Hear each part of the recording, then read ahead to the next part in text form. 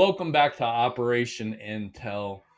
Um, the reason why I started this channel was we lose 22 veterans a day to suicide.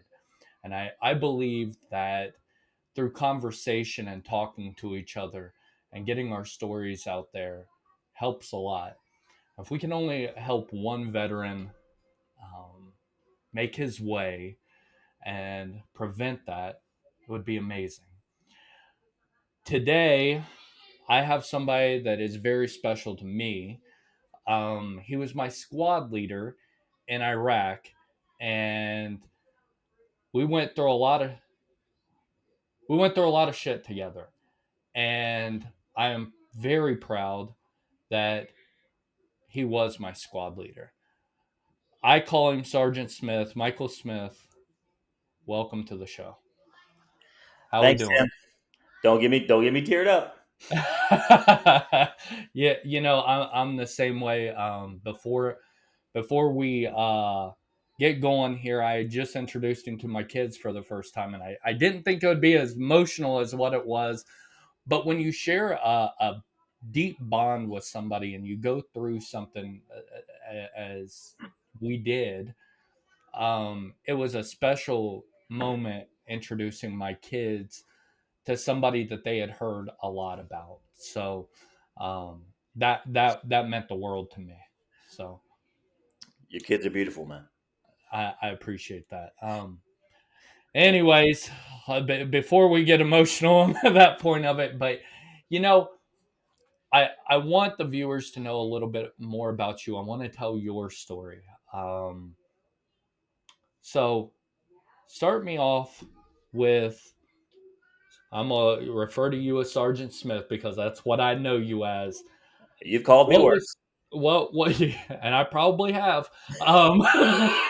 Sergeant Smith, tell me a little bit about you before the military, where you grew up at, what you were doing, and why you decided to join the military. Oh, back in the days of old. Just kidding. I my mom had me when she was 16, and she wasn't prepared to raise a child while she was still a kid herself. So I was raised by my grandparents, and we lived on a little place we called it our farm, just north of Houston in the pine forest, and we were sustainable farm. Everything we grew, we ate. My grandfather was a welder, and I knew who my mom was. I knew she was my birth mom and everything else. And it went downhill right around 10, 11, 12. My grandfather was an alcoholic. I found out he did some other unsavory things with members of the family, and I left there at gunpoint with me holding the gun. I moved back in with my mom. We moved up to the city, which is Waco,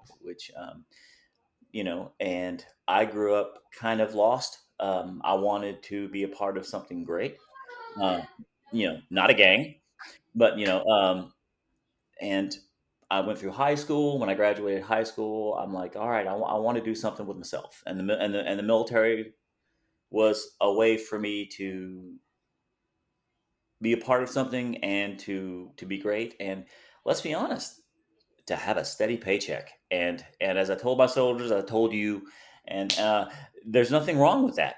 Am I a patriot? Do I love my country? Absolutely. That's never been a question, even as a kid. But to be self sustaining, and um, it was right around that time after high school, a couple of years, I met my first wife, and we decided to to join the military and in order for more stability. And then it all went to hell after that. I don't want the hell after that. So, now you did basic training there at Fort Leonard Wood as well. I did not. I went to Fort Sill, Okay, so Fort Sill in now Oklahoma. Then I came over to do the what then I came in as a 12 Fox, which was an ace operator. okay, now see, I didn't know that. Yeah. Um, so did you? So you didn't start out as a combat engineer? No, I was a combat engineer, but due to budget cuts, and it was cheaper to send me from Waco, Texas, to Oklahoma, which is For my Oklahomans out there, yep, you're a suburb of Texas. Deal with it. Went there for basic training, and then they sent me over to do AIT. Okay. Yeah, You know, when I had just went through basic training, I went through the OSET program where everything is just combined as one. yeah. Would you have much rather done it that way, Oh, when I or was did a it drill just not sergeant, matter? it was all OSINT, and much better. Yes, because you form more of a bond, more of a routine. It's better. It's better for most of the soldiers to go through that. Besides, and they still have the same drill sergeants as they had before. The drill sergeants are actually some of your instructors once you get upper level, especially for a combat engineer. To have your drill sergeants sit there and show you how to do demolitions and then blow them up with you is real bonding and pretty cool Yeah, and when it works. When it works, yeah.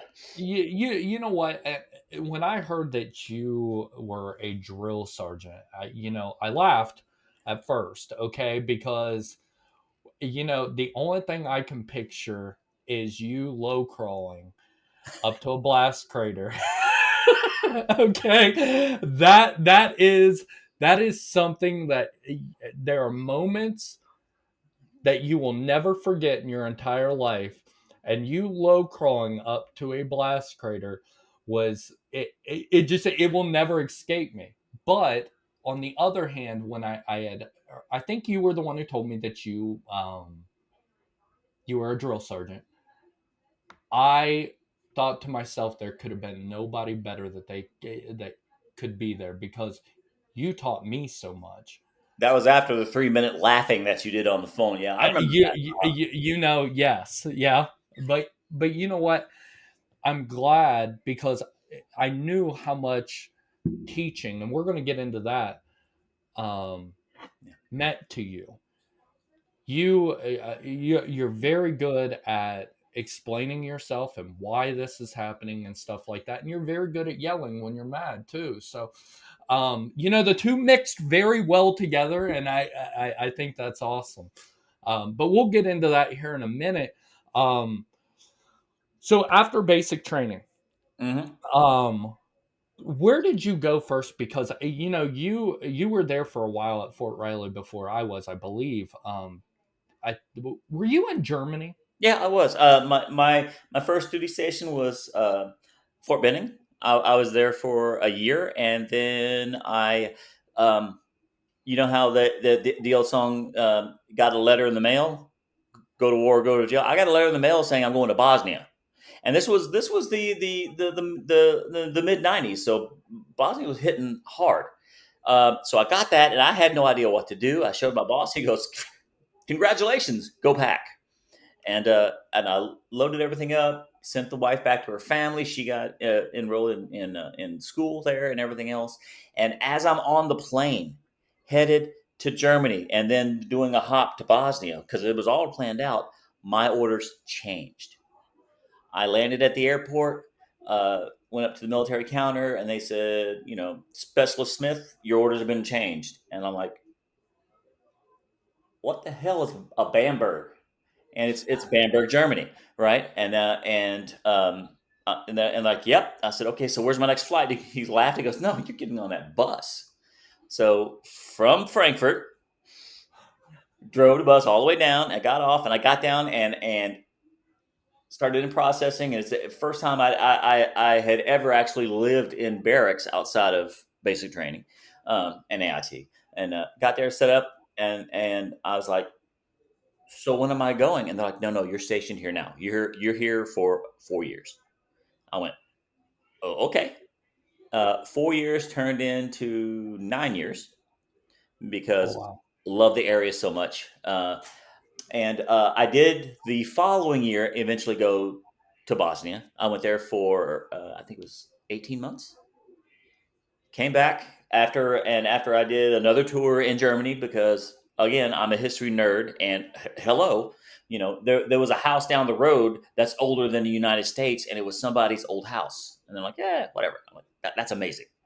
Um, Germany is an amazing place. well, and every 3 and 4 day weekend, which if for those that have been stationed in Europe, you get a lot of them. We went everywhere. I've got pictures of me standing in front of all kinds of dumb stuff, and in teaching, show them that I've been there means a lot. But After that was Riley. Got stationed at Riley. Lived there. Lived in Junction City. And if you know, you know. Um, um, bought my first house. My two oldest daughters were born right there. Um, and during one of my deployments there, they said that guess what? So went on and became came back from the deployment, went straight into drill sergeant school, was a drill sergeant at Leonard Wood, OSIT, which is again amazing, and I wholly support that.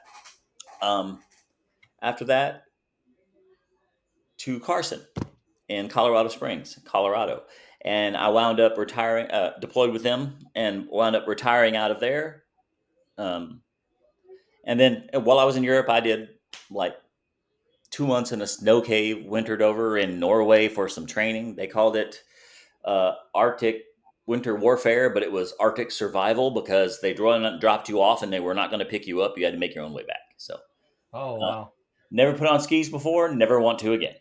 I So, bet not. I bet not. I don't do well with cold, and I was hoping when I was in basic to get someplace like Germany or maybe someplace warm like oh, Fort you got Hood. warm. I did. I spent about I don't know 4 months at Riley, and then they shipped me over to Iraq. Right.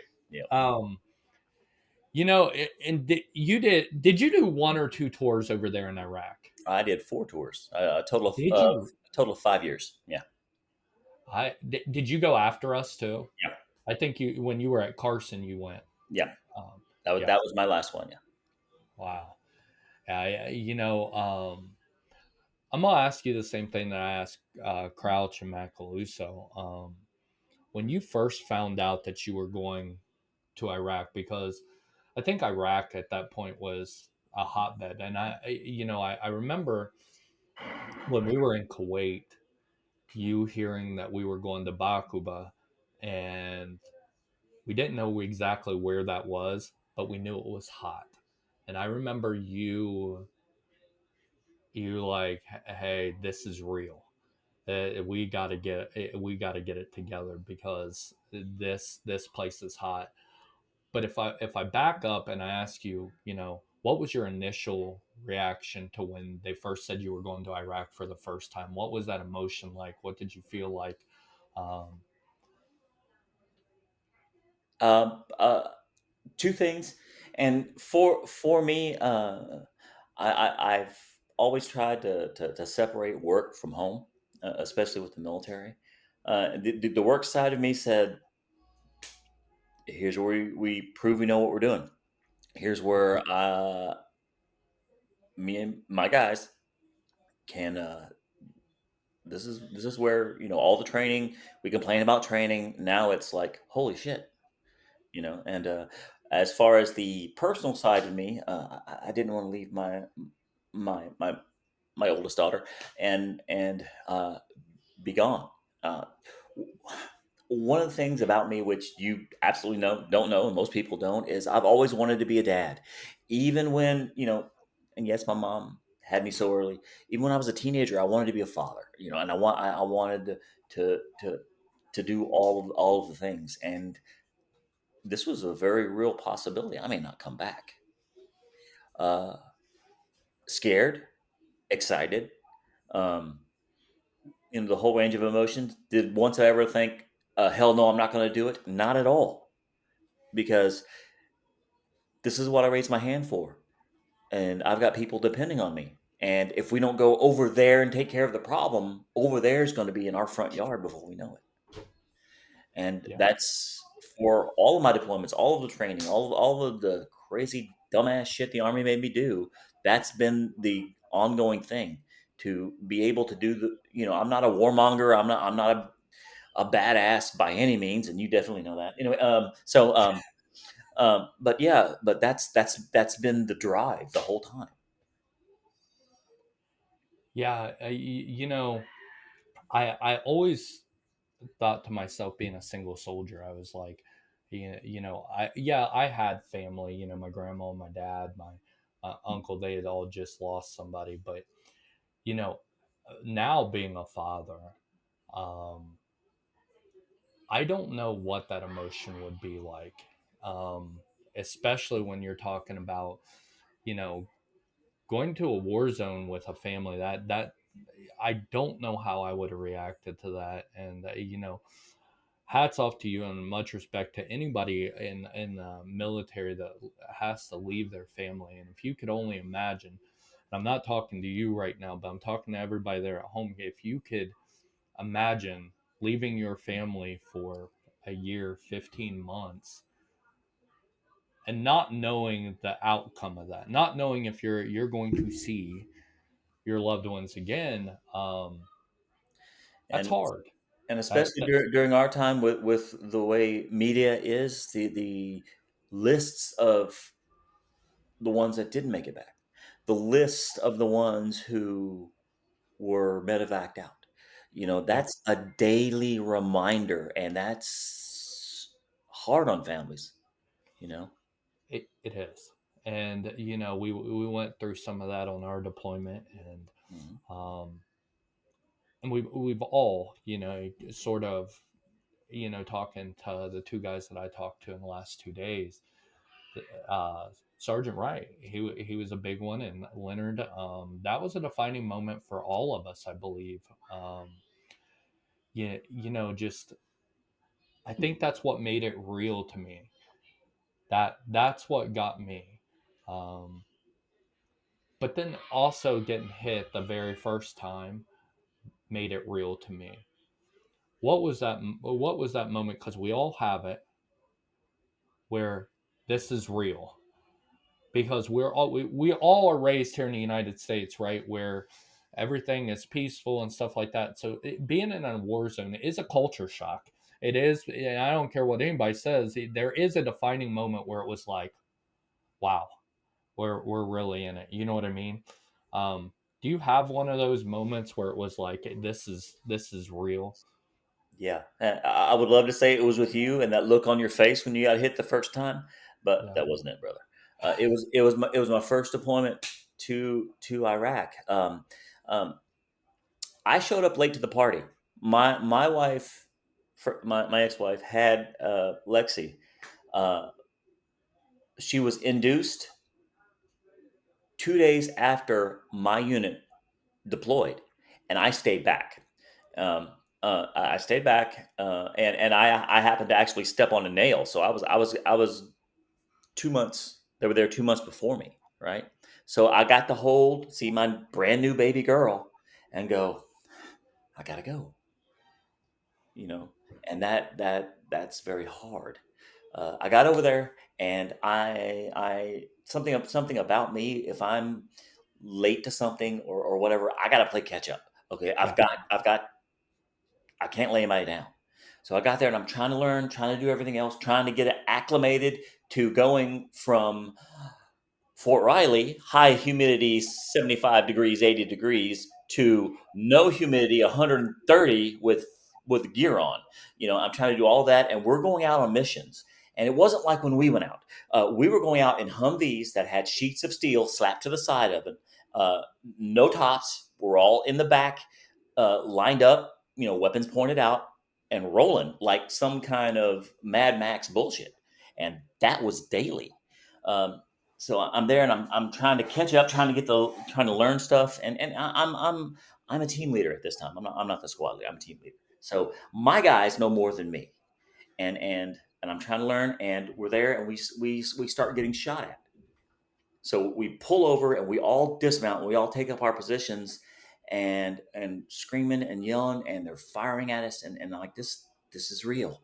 And there were some non-combatants in the area. They were getting shot by the person that was shooting at us, and we're shooting back, and we're trying to get our guys out. We're trying to help the civilians. Um, and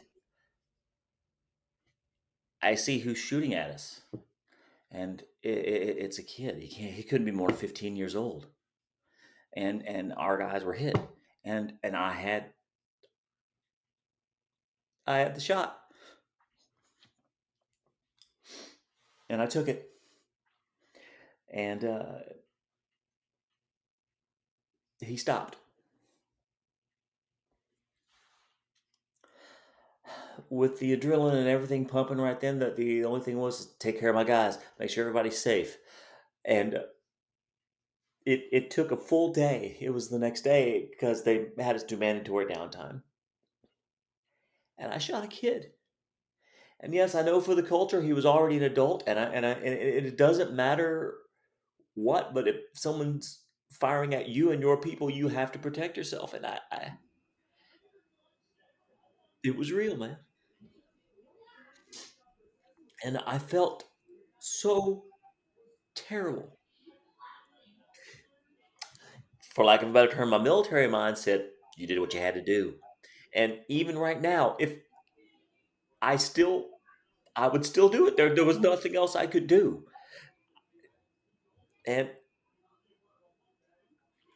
I think that was that was the start of PTSD for me. Yeah, I could, you know, I believe, and I could be wrong about this. I believe you told me that at NTC when I was going through what I was going through, and that started a huge bond for me because I had been struggling for a while with the death of my cousin, um, and at that time I was going through a lot of emotions and having problems with that, and you were the only one that pulled me aside and supported me. And from that day on, you had an immense amount of respect from me because you not only told me it was going to be okay, but you shared a part of your life that you you were struggling with. And I think that was the beginning of really me having the utmost respect for you. Not that I didn't before, but it's a different level. And yeah, we got into our spats. You made me low crawl on a volleyball field Because you were being an idiot. and shoot a battle rattle, right? But at the end of the day, um, there was nobody I would much rather follow into battle than you, because you always had our best interests at heart. If something needed to be done, you were the first one to say, "Hey, I'll do it." Or we're getting shot at, and you say, "Hey, let's go check this alley all by ourselves." That's Stupid idea. Okay, to this day, a story for another dumb idea. Dumb show. idea. But you know, I I know we all have those moments of where it's real, and because when I first got over there, I was telling Matt Caluso yesterday, the moment that I knew it was real, I got the culture shock when I seen the burkas and stuff like that. Yeah, yeah, wow, I'm not home. That was a weird feeling to me. Um, but then that first explosion, that's what made it real to me. Um, and it was more of a relief than anything because I knew that my cousin had went quickly. And I think I remembered saying that I was extremely not hyper, I wouldn't say, but very intense. Like, oh my gosh, I was actually happy about it. And I know that that's crazy. After 10 of them, though, you kind of you don't get so happy anymore, right? But um, and then when you with our deployment, are there any moments that like the stories that stick out to you like they do me? It doesn't have to be emotional stories or anything like that, but is there anything that sticks out to you the most about your deployment with our squad? Because our squad, if nobody knows, we were and we still are extremely close. We support each other in every aspect of life, just like what you're seeing right now. Sergeant Smith was the first one to volunteer to get on this show. I want to be a part of this. I'm proud of you, and that meant the world to me. Very proud of you, Tim. I appreciate that. Um, but we all have those stories that, like, I'm going to tell you, it was the very first night mission we went on. And for those of you that don't know, for combat engineers doing route clearance, it's not as sexy as it seems. We have every light we could possibly wire into a vehicle, 360 all the way around in the middle of the night where no one has electricity for 50 miles. To say we lit up the night and they knew we were coming because we were only driving how fast? 5 miles an hour. 5 miles an hour. They could see us coming, have a meal, take a nap, then place the bomb, have another nap, and they go, oh, they're here. Boom. You know, we're out doing this and we're trying to figure out what's going on. And it was me and one of our guys whom we will talk about later. I don't want to name drop him here, McCoon. Anyway, um, told brought it out years later, and we're driving along, and we hear a whole lot of noise happening to our left side. So uh, boom, the LT, who I love you, sir, love you to death, decided to cut all the lights, which is not the thing you're supposed to do. Cut all the lights, put on MVGs.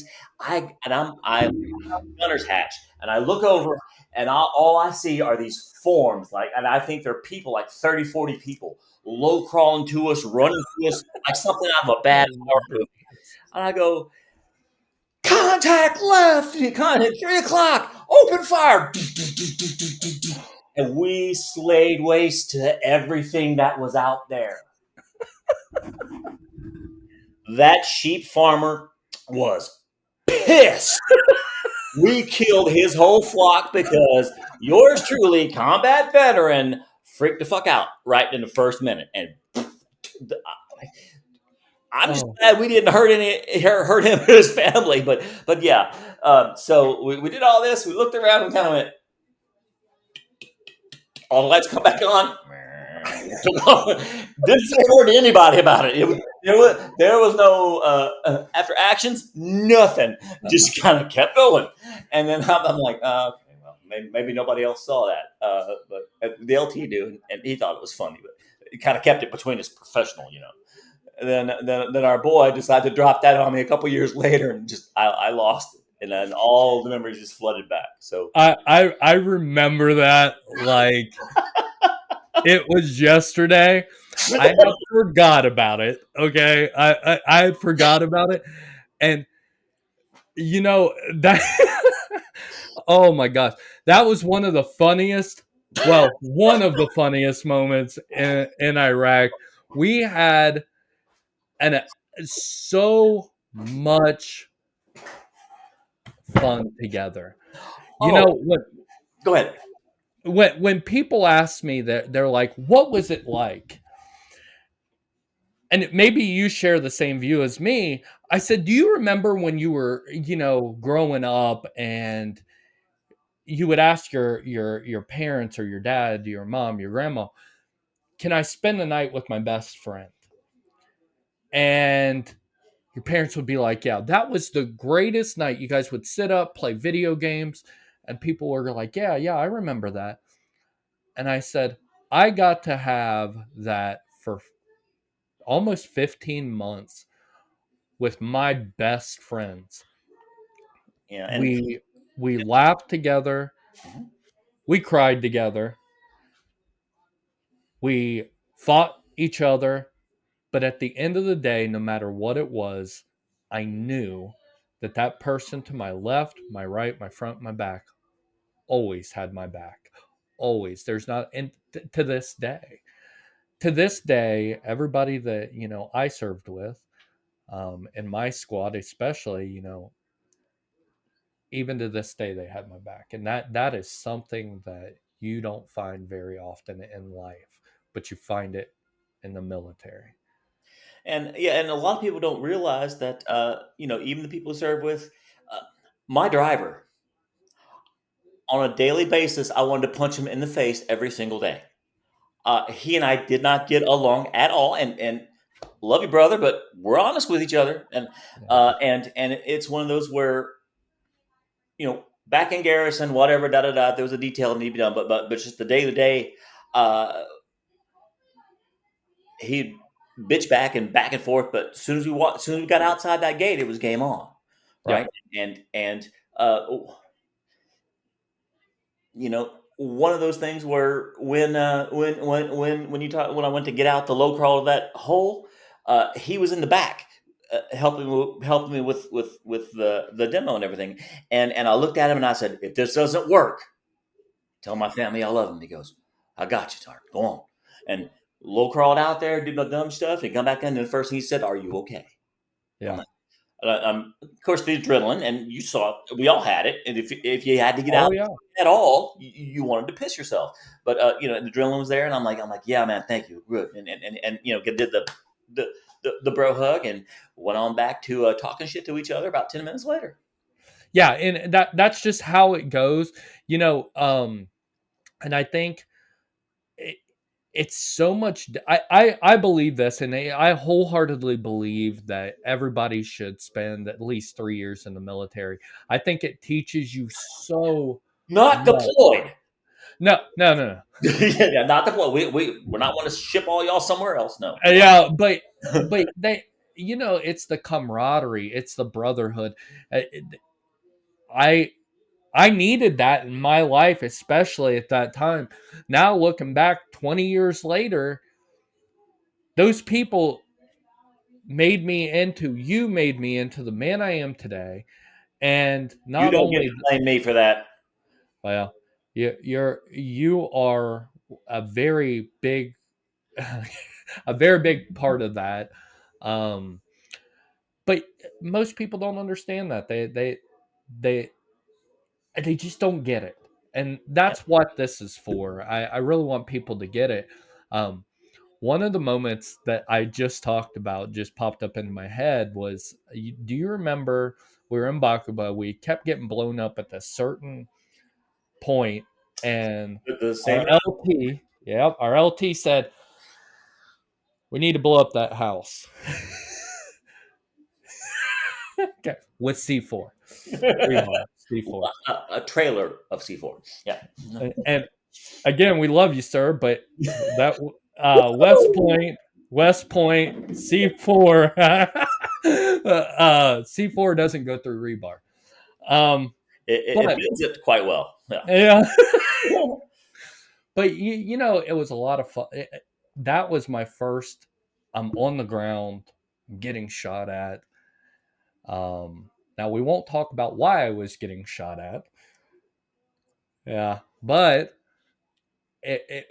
that was a moment in my life that was like, oh my gosh, here we are. Um, do you remember that day? Every day, yes. Mhm. Yeah, I thought that was a pretty good moment. So let's come back to you coming from deployment and going to drill sergeant school, because you had another deployment. Did you did you guys do sort of the same thing? And where were you in Iraq? We were further north, and we kind of bounced around a whole lot because we were doing the same thing, another version of route clearance, and nobody else wanted to do it. The EOD was so overwhelmed, and the thing about that, if you uh, for our EOD folks out there, they go through a great deal of training, and it's very hard. So there's very few of them, and anytime in a combat zone someone thinks it might be a bomb, it's a bomb until you find out whether or not. Yeah, So, well, we did a lot of it our own, where we'd find an ID or supposed whatever LT, and we'd or blow it up, LT. sir. Yeah, I'm not major now, but there we did a whole lot more of it, and because I'd had the training, they would send us out instead of EOD, and Oh wow. and more boom time, more blown up. Yeah, You probably, how many direct hits have you taken? Have you lost count by now? officially is Yeah. 27 because that's what the doctor told me after all of you guys left. He goes, I can't put down any more, or you're on the next plane. And I said, Yeah. I'm not going anywhere. So Yeah. unofficially, it's in the upper 40s Yeah. because it was regular thing for us to come back and lose hearing for half a day and Yeah. have headaches and nosebleeds and all of that. And God bless our medics. They looked after us. I had one I wanted to fight because he wouldn't let me have a rip it and he made me drink water. Um, Hey, look at this.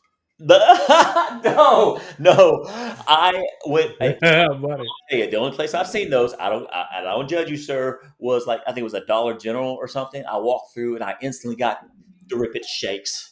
When I saw it, I went, ooh. And I'm like, wow, that still kicks in just from looking at the can.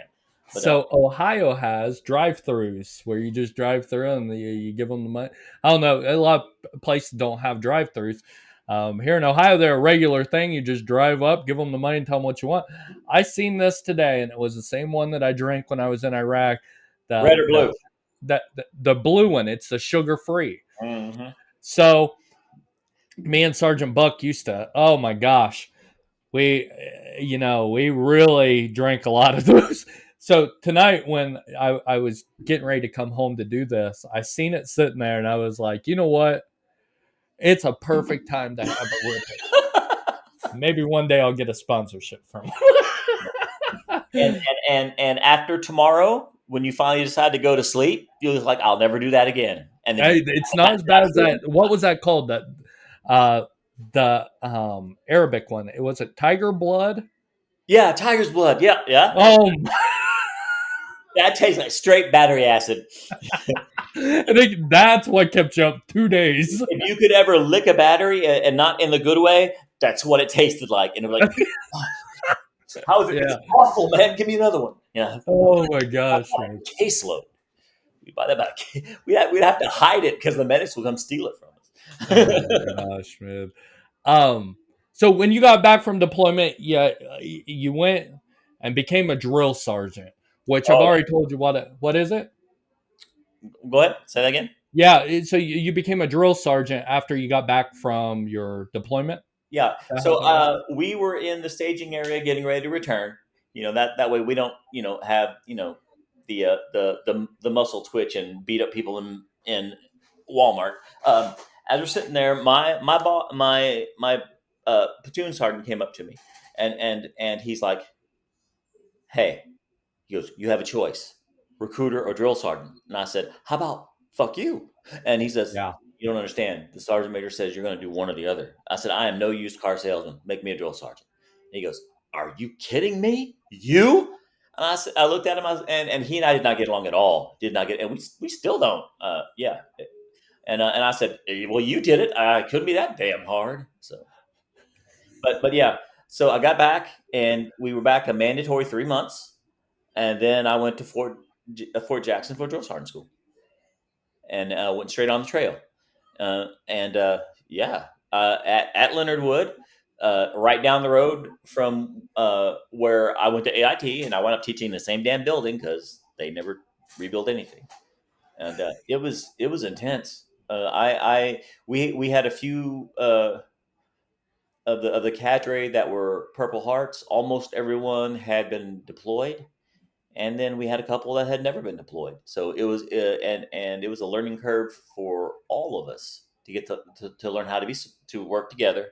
But when the kids came in, oh my god. Was And was that fun? oh The yeah, shark attack. yeah, yeah, it is. It is. I've Oh my seen your god. eyes light up. And it's one of those. I'm not a mean person, me. I'm not. Yeah. I'm a nice guy, but it's one of those where you turn the switch on when you're at work and when you're not, and when it's time to go do that, and you're doing it for a specific reason to break them down so you can bring them back up. You find the one. It's either you find the jock or you find the bookworm, and then you just like and then if you get one kid that mouths off, we have drill sergeants coming from the other unit across the field to get them. Yeah. So yeah. Oh my! I always wondered, because I would imagine that would be a lot of fun. Yeah. And, Um, and after the first week, we would have to tell each other to calm down because after the first week, you couldn't talk anymore because you've been screaming and yelling so much. Yeah. ugh. But it kept you in shape. It Oh yeah. kept you in shape Oh yeah. because You did everything. If nobody's been to basic training before, these drill sergeants do everything the trainees do. So if you're out there and you have a run, drill sergeant's running with you. Yeah. Um, We have to demonstrate it for you first, and yeah, then we go out there and do it with you because it's quote unquote against the rules to smoke you for 3 hours without having at least one of us out there. So you'd see us out there doing the overhead hand clap, and then another drill sergeant would come by because I'm getting tired, and we'd switch out. We'd switch out. We'd switch out. oh gosh, But you know, you probably had too much enjoyment doing that. To be honest with you, after the first couple of weeks, I'd only you do it as a form of group punishment, yeah, but no, I did like that at first, and then once they realized you got kind of a good sense of humor, and plus I love to tell a story, right? I yeah, do that's why I love history. That's why I do what I would do. What I do, and if they start asking, well, why is it this way? The other drill sergeants will come get me. Let Drill Sergeant yeah, Smith tell you. All right, sit down. Keep cleaning, doing whatever. And I'll tell you. And I would, and then be like, oh, okay, I get it. yeah. And that right there was when I started learning that if you give them a little bit of background and why and what's the point, you know, you got it. And then you know, I think that's something that you excel at is telling the why behind you asking or telling somebody to do something.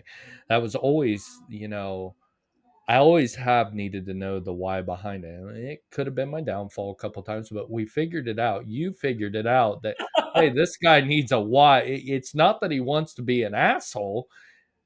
He wants to know the why behind it.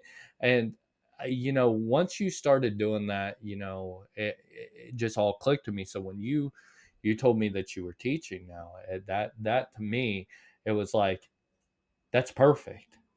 That is absolutely amazing and perfect, and I could see him doing that because there's some things that I see guys doing I could never see him doing, but you teaching is something that is definitely something I could see you doing. So you get out of the military, um, and tell me exactly what happens because I had a fear. I had a baseball scholarship going out of high school, and then I went from there, gave that up, went into the military.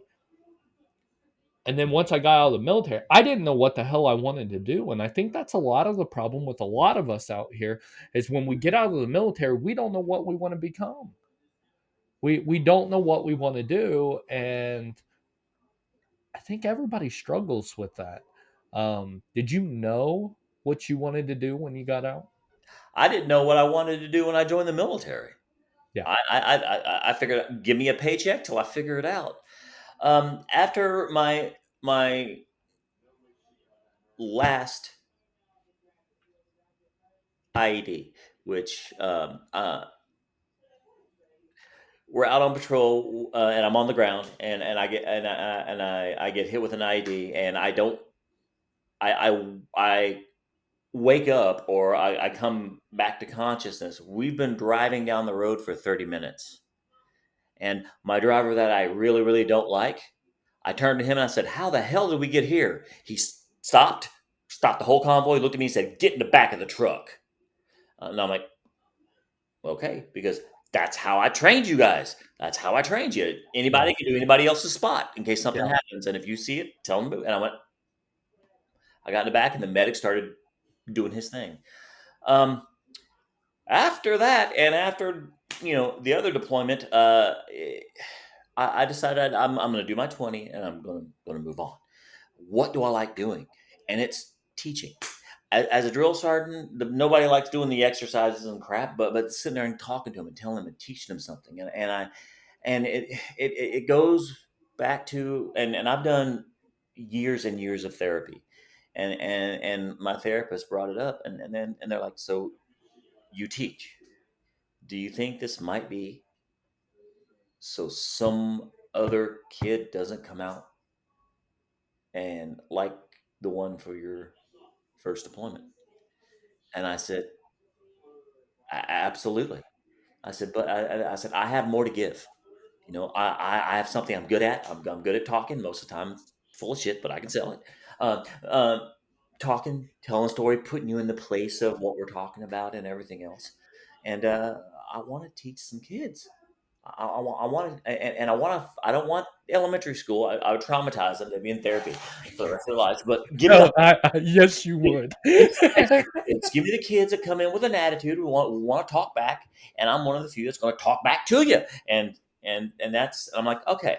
So now, quite literally, as I'm retiring, I'm going through the divorce, and I'm feeling for my two daughters now. Bella has been born, and I'm letting them down. I'm a terrible person. I'm going through all of this, but I've got a plan.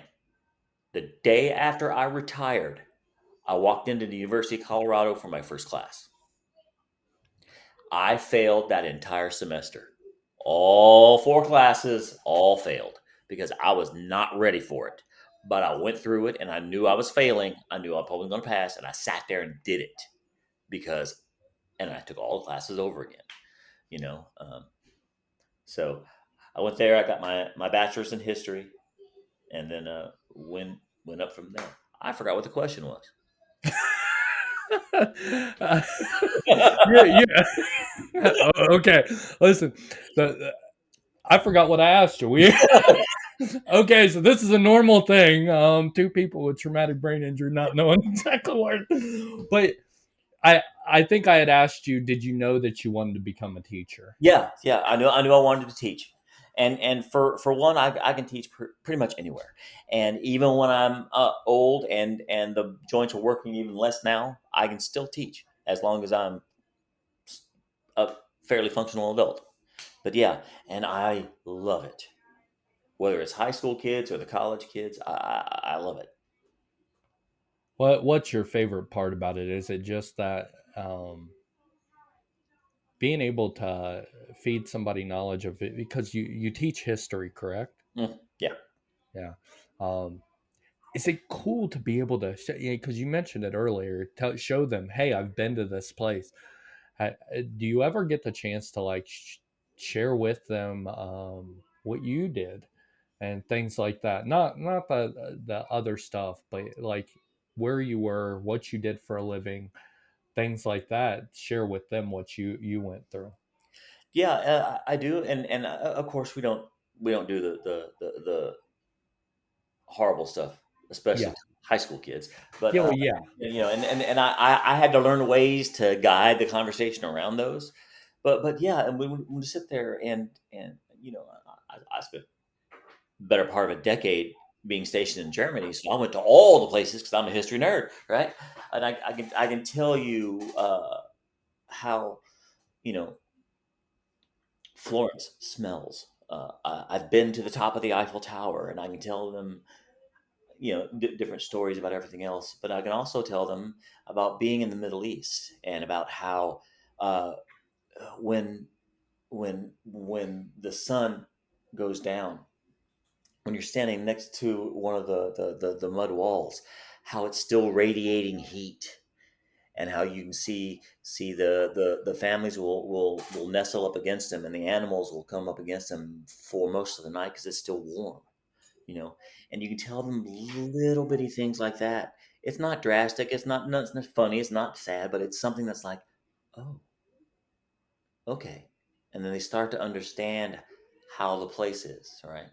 And Yeah. and where they are and what's going on. Because if you don't know where you are, then as far as my for teaching, as I'm teaching you, uh, if you don't know where you are and you can't put yourself in their place, you're not going to learn a damn thing.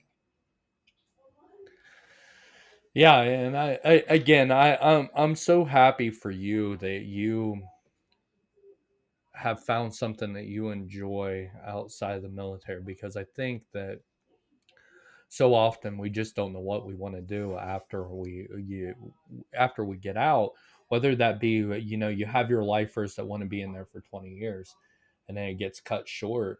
Now when you get out, well, what the hell do I want to be? So you have people that jump around from job to job they're struggling, right? So my hope for all of our guys is that you find something that you love and you dig deep into it. And it may take some time for some of us, right? I know for me, I went into sales and I absolutely love sales because I love talking to people. I love getting to know people. And it was a lot of fun to me. But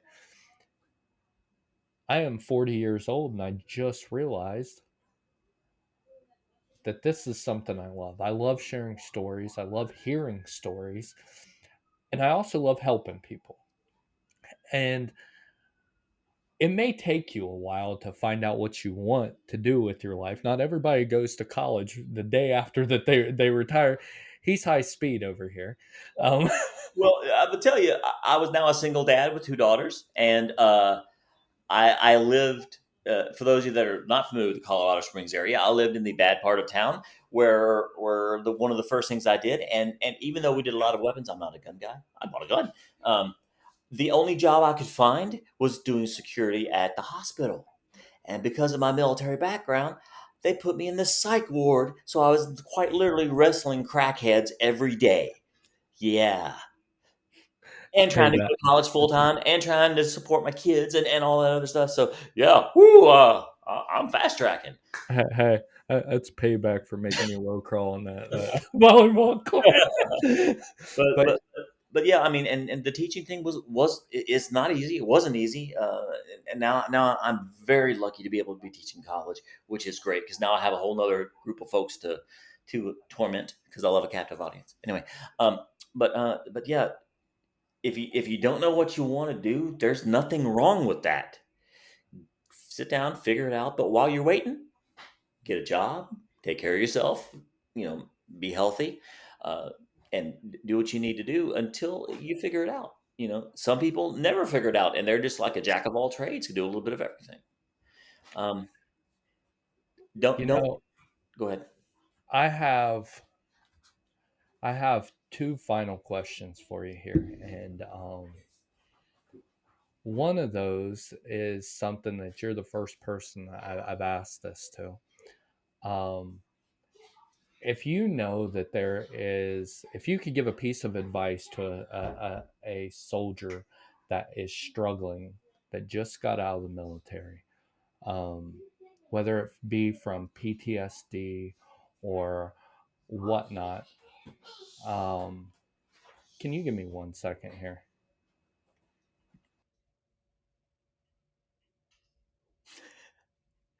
Right now, Tim is talking to his children, asking them politely to calm down. His kids are great. He, however, is a knucklehead. These kids, I'm telling you, I absolutely love it. And just so you know, that this will not be edited out, because I do not believe in cuts. I don't believe in anything. I believe in rawness, and I told you that in the very beginning. I don't like doing cuts and stuff like that. I can do them, I just don't like to because I don't want everything to be perfect because life isn't perfect, right? Um, but if you could give a piece of advice to maybe somebody sitting here watching this interview with you that is struggling right now with maybe something that they saw, or something that has happened to them overseas or anything like that, dealing with PTSD, um, what would that advice be? All bullshit aside, talk to somebody. I've been in therapy since I got out of the army. Um, my PTSD. When I was first diagnosed with PTSD, I was of the era where I was taking 5 different medications a day to get up, to last the day, to make me go to sleep. I was numb. Okay. When I got out of the military, I got therapy. I got help. I realized there's a lot going on, and that while it'll never actually go away, you can mitigate what's happening. And some of the anger issues that I had, and I had a great deal. I was mad all the time, and I didn't even realize it. Talking to someone, and I think you and Tim, you and I are lucky enough, ironically, to be the last era of soldiers where therapy is considered weak.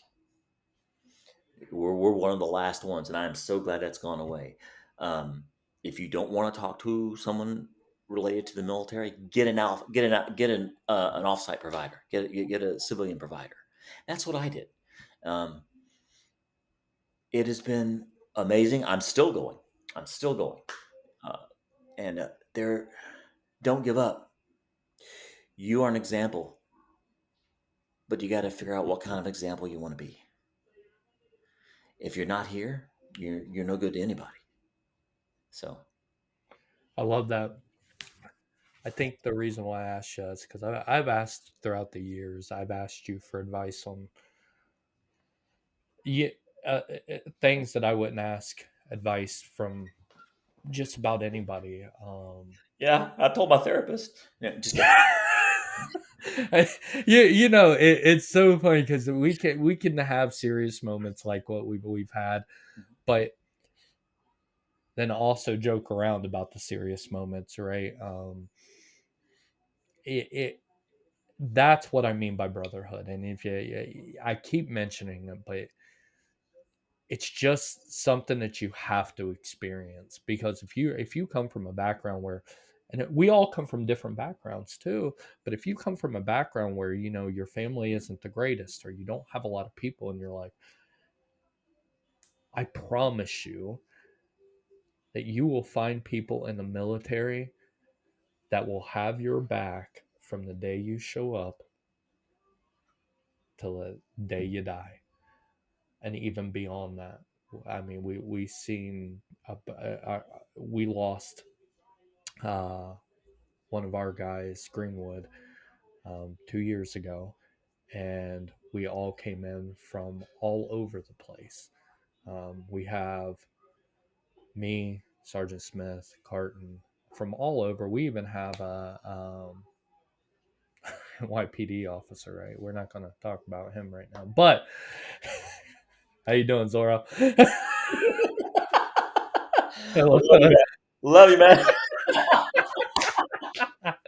I hope he sees this. I really do. But it is a camaraderie that you'll never see again in your life, and I'm just so happy that I did join.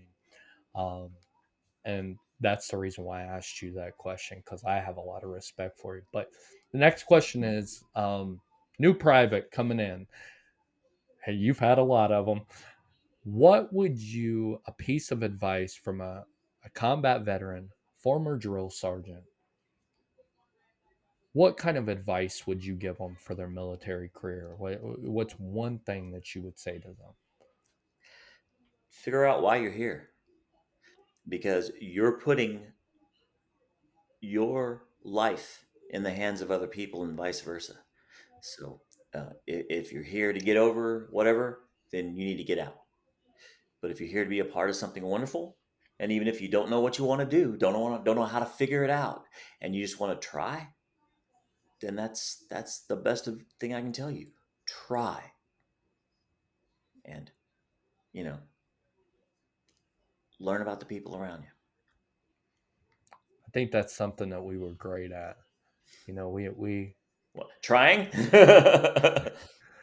trying, but getting to know each other was a huge thing. We were there for each other through a lot. I mean, not only you got to realize stuff goes on back home. You can't do anything about it. Yeah. But you have your brothers, you have your in some units you have your brothers and sisters in arms. For us it was just our brothers in arms to be there for us, and whether that be from a joke, from just hanging out, from just being around each other, it helped so incredibly much. So we're going to get this interview wrapped up.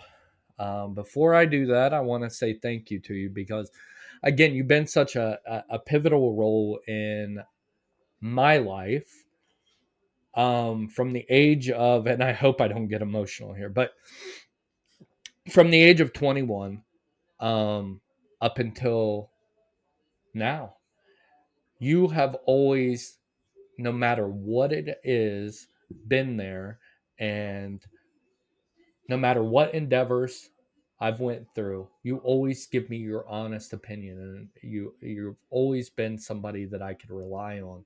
And as a young man that has lost a lot in his life, knowing that he has somebody that has been there for him since he was, I'll be honest with you, a kid, is something I will never be able to thank you enough for.